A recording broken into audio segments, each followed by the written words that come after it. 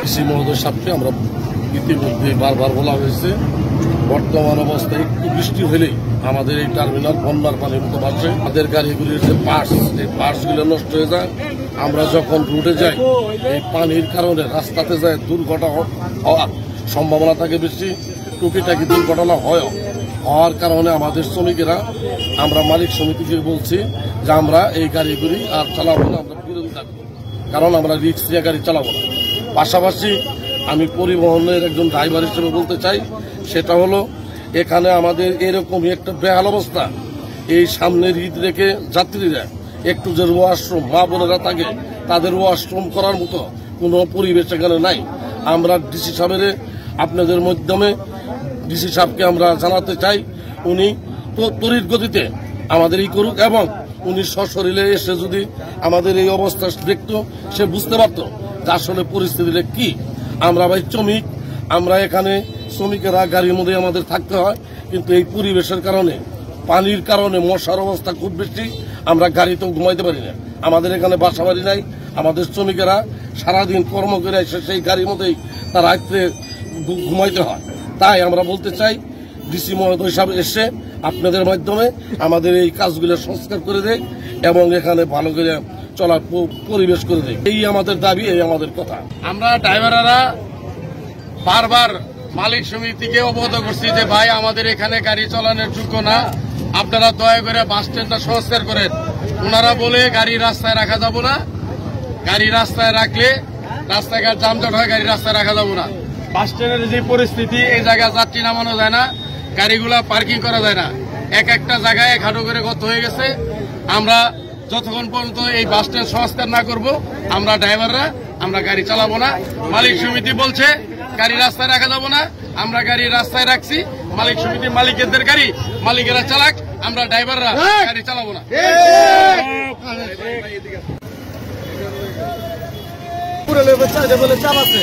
আমরা গাড়ি ভিতরে রাখবো, ভিতরে রাখা যায় না। ভিতরে রাখতে গেলে গাড়ি জায়গায় জায়গায় এক কুবোর পানি, আধা পানি, রাস্তায় বাস স্ট্যান্ডের অবস্থা বেহাল অবস্থা, বাস স্ট্যান্ড নোংরা। বাস স্ট্যান্ডে গাড়ি ঢুকাইলে গাড়ি রাখা যায় না, বাস স্ট্যান্ডে গাড়ি যদি ঢুকে গাড়ি বাই করা যায় না। গাড়ির পিছনে পাতলা ভাঙতেছে, পাতি ভাঙতেছে, মানে একটা সমস্যা লাগিয়ে আছে। গাড়ির টাইম চলতেছে, গাড়ি লাগাবো সিরিয়ালে, গাড়ি ফাইসে গেছে, গাড়ি আসে না। এইভাবে আমাদের প্রতিটা দিন খুব একটা কষ্টের মুখে সম্মুখীন হইতে হইতেছে। আমরা মালিক সমিতির নেতৃবৃন্দ অনেক বলছি, তারা বলতেছে যে দেখতেছি এই যে দুই চারের মধ্যেই এইভাবে আমাদের মাসকে মাস বছর চলতেছে, এক বর্ষাতে গাড়ি বর্ষা দিতেছে, আমাদের কোনো বাস সেজন্য আমরা গাড়ি চালাবো না। সমস্ত শ্রমিকেরা, ড্রাইভাররা এই আন্দোলনের সাথে রাস্তার মধ্যে গাড়ি রাখবো, যে পর্যন্ত আমাদের ন্যায্য দাবি আদায় না হবো সে পর্যন্ত আমরা রাস্তা ছাড়বো না। এ বলে আমরা প্ল্যাটফর্ম করে দিব। তো এটা আমরা মন্ত্রণালয়ে পাঠাইছি অনুমোদনের জন্য, এটা অনুমোদনের পর্যায়ে আছে, আসলে আমরা টেন্ডার দিব, ইনশাল্লাহ আমরা কাজ শুরু করে দিব। এর আগে আমরা জানি সমস্যাগুলো একদিনে হয়নি, এটা বেহাল দশাটা তো একদিনে হয়নি, অনেকদিন যাবত এটা। তবে আমরা চেষ্টা করেছি এই অর্থ বছরে আপনার প্রকল্প বরাদ্দ করার জন্য। আমরা ভবিষ্যতে কিন্তু আপনার গ্র্যাজুয়ালি আমরা পুরো ইয়েটাই আমাদের 24 কোটি টাকার প্ল্যান আছে আমাদের এই বাস টার্মিনাল নিয়ে।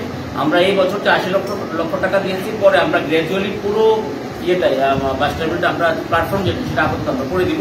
তবে আপাততভাবে আমাদের প্রকল্প অনুমোদন হওয়ার আগ পর্যন্ত একটু সমস্যা হবে, তবে এটাও আমরা চেষ্টা করবো কিভাবে আমরা সমাধান করা। যে পরিমাণ চাপ আমাদেরকে মানে করতে হবে, সেটার প্রতি আমরা অনেক আগে থেকে ওনার সাথে আইন শৃঙ্খলা নীতিকা ওনার সাথে যোগাযোগ করেছি, কথা বলেছি।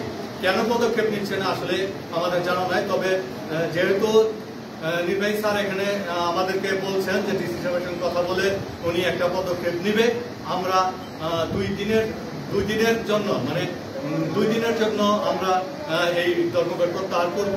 যদি 2 দিনের মধ্যে যদি এটার একটা শুরু না হয়, পুনরায় গাড়িগুলো রাস্তায় চলে যাবে। এটা আপনারাও জানেন যে এখানে মানে দাঁড়ানোর কোনো অবস্থা নাই।